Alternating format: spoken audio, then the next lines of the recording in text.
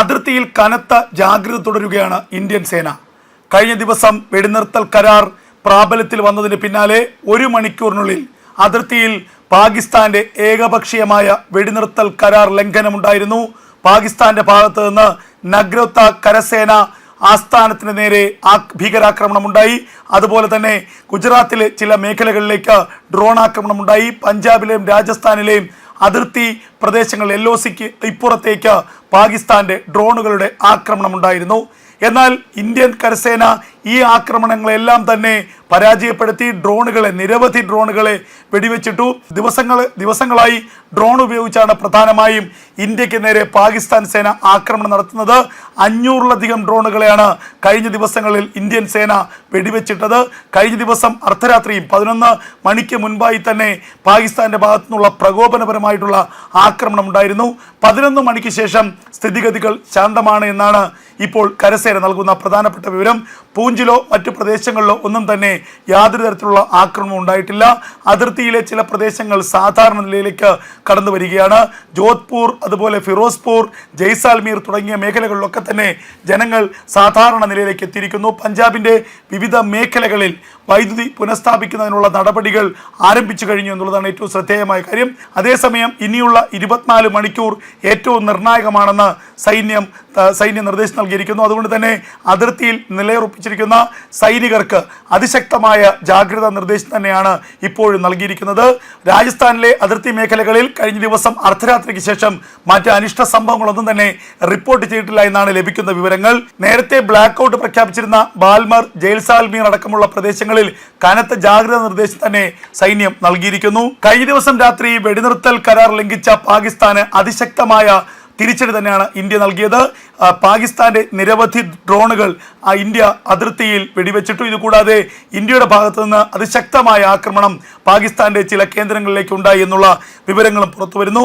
നിരവധി ഡ്രോണുകളാണ് വെടിനിർത്തൽ കരാർ പ്രാബല്യത്തിൽ വന്ന ശേഷവും പാകിസ്ഥാന്റെ ഭാഗത്തു നിന്ന് ഇന്ത്യക്ക് നേരെ വന്നത്.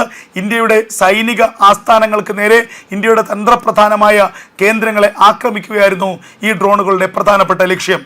ജമ്മു കശ്മീർ, പഞ്ചാബ്, രാജസ്ഥാൻ, ഗുജറാത്ത് എന്നീ സംസ്ഥാനങ്ങളിലെ പല അതിർത്തി പ്രദേശങ്ങളിലേക്കും പാകിസ്ഥാന്റെ ഡ്രോണുകൾ പറന്നെത്തിയിരുന്നു. അതിർത്തിയോട് ചേർന്നുള്ള ഈ പ്രദേശങ്ങളിലൊക്കെ തന്നെ സുരക്ഷാ മുൻകരുതലിന്റെ ഭാഗമായി ഇന്നലെ പൂർണ്ണമായ ബ്ലാക്ക് ഔട്ട് ഏർപ്പെടുത്തിയിരുന്നു. ജനങ്ങളോട് വീടിന് പുറത്തിറങ്ങരുതെന്ന നിർദ്ദേശമാണ് ഭരണകൂടവും സൈന്യവും നൽകിയത്. അതേസമയം ജമ്മുവിലെ നഗ്രോട്ടയിൽ സൈനിക ക്യാമ്പിന് നേരെയുണ്ടായ ഭീകരാക്രമണം സൈന്യം പരാജയപ്പെടുത്തി. ഒരു ഗാർഡിന് പരിക്കേറ്റു എന്നുള്ളതാണ് ലഭിക്കുന്ന പ്രധാനപ്പെട്ട വിവരം. ഈ ആക്രമണം നടത്തിയ ഭീകരർക്കായുള്ള തിരച്ചിൽ വിപുലപ്പെടുത്തിയതായി സൈന്യം വ്യക്തമാക്കുകയും ചെയ്യുന്നു. വെടിനിർത്തൽ കരാർ പ്രാബല്യത്തിൽ വന്നെങ്കിലും സിന്ധു നദീജല കരാറിൽ നിന്ന് ഇന്ത്യ പിന്മാറില്ല. കർത്താർപൂർ ഇടനാഴി തൽക്കാലം തുറക്കില്ല എന്നാണ് ഇന്ത്യൻ സൈന്യം നൽകിയിരിക്കുന്ന വിവരം. ഭീകരതയ്ക്കെതിരെ ശക്തമായ നിലപാട് തുടരുമെന്ന് വിദേശകാര്യ മന്ത്രാലയം വ്യക്തമാക്കിയിരിക്കുന്നു.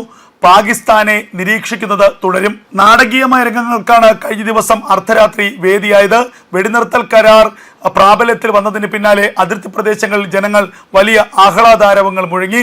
എന്നാൽ അധിക സമയം ഈ ആഹ്ലാദം നീണ്ടു നിന്നില്ല. വെടിനിർത്തൽ കരാർ പ്രാബല്യത്തിൽ വന്ന 1 മണിക്കൂർ തികയുന്നതിന് മുമ്പ് തന്നെ പാകിസ്ഥാന്റെ തനിനിറം പുറത്തു വന്നു. പാകിസ്ഥാൻ തങ്ങളുടെ തനി സ്വരൂപം പുറത്തെടുത്തു. ഇന്ത്യക്ക് നേരെ ഏകപക്ഷീയമായ ആക്രമണം പാകിസ്ഥാൻ സൈന്യം ആരംഭിച്ചു. നിരവധി ഡ്രോണുകൾ ഉപയോഗിച്ചുകൊണ്ടായിരുന്നു പഞ്ചാബിലെയും അതുപോലെ തന്നെ രാജസ്ഥാനിലെയും ഗുജറാത്തിലെയും ഒക്കെ ഇന്ത്യ പാക് അതിർത്തി മേഖലകളിലേക്ക് പാകിസ്ഥാൻ ആക്രമണം നടത്തിയത്. ഇതുകൂടാതെ ജമ്മുവിലെ നഗ്രോട്ട സൈനിക ക്യാമ്പിന് നേരെയും ഭീകരാക്രമണമുണ്ടായി. ഇതിന് പിന്നാലെ ഇന്ത്യ അതിശക്തമായ തിരിച്ചടിയാണ് നൽകിയത്. ഇതുകൂടാതെ പാകിസ്ഥാന്റെ ഈ വെടിനിർത്തൽ കരാർ ലംഘനത്തിനെ അന്താരാഷ്ട്ര തലത്തിൽ തുറന്നു കാട്ടാനുള്ള നീക്കവും ഇന്ത്യ ആരംഭിച്ചു. ഇന്ത്യയുടെ വിദേശകാര്യ സെക്രട്ടറി തന്നെ ഇക്കാര്യത്തിൽ വാർത്താ സമ്മേളനം നടത്തി. അതേസമയം പാകിസ്ഥാന്റെ പ്രതികരണങ്ങൾ ഇന്ന് പുറത്തു വരുന്നത് ഒരു തരത്തിലുള്ള വെടിനിർത്തൽ ലംഘനവും തങ്ങൾ നടത്തിയിട്ടില്ല, ഇന്ത്യക്കെതിരെ തങ്ങൾ ഒരാക്രമണം നടത്തിയിട്ടില്ല എന്നുള്ള പച്ചക്കള്ളമാണ് ഇന്നും പാകിസ്ഥാന്റെ സൈനിക മേധാവിമാർ, ഉന്നത സൈനിക ഉദ്യോഗസ്ഥരൊക്കെ തന്നെ വ്യക്തമാക്കുന്നത്. അതേസമയം അമേരിക്ക വളരെ ഗൗരവത്തോടു കൂടിയാണ് പാകിസ്ഥാന്റെ ഈ നടപടിയെ കാണുന്നത്. കാരണം അമേരിക്കയുടെ കൂടി സാന്നിധ്യത്തിൽ നടന്ന ഒരു ചർച്ചകളുടെ അടിസ്ഥാനത്തിലാണ് ഇന്ത്യയും പാകിസ്ഥാനും വെടിനിർത്തൽ കരാറിൽ ഏർപ്പെട്ടത്.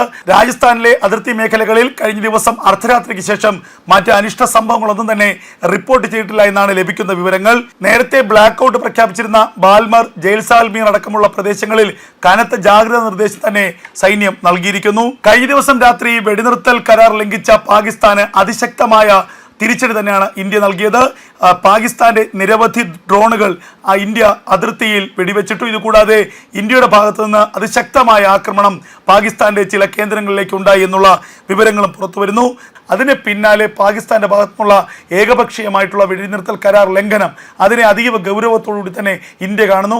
ഇനിയുള്ള 24 മണിക്കൂർ അതിർത്തിയിൽ കനത്ത ജാഗ്രത തുടരാനാണ് ഇന്ത്യയുടെ പ്രതിരോധ മന്ത്രാലയം സൈന്യത്തിന് നൽകിയിരിക്കുന്ന നിർദ്ദേശം. ഏതെങ്കിലും തരത്തിൽ ഇനിയൊരു ഭീകരാക്രമണമോ ഏകപക്ഷീയമായ ആക്രമണമോ ഇന്ത്യക്കെതിരെ ഉണ്ടായാൽ മറ്റൊന്നും ചിന്തിക്കാതെ ഇന്ത്യ യുദ്ധത്തിലേക്ക് നീങ്ങുമെന്ന് ഇന്ത്യയുടെ പ്രധാനമന്ത്രി നരേന്ദ്രമോദി തന്നെ കഴിഞ്ഞ ദിവസം വ്യക്തമാക്കിയിരുന്നു.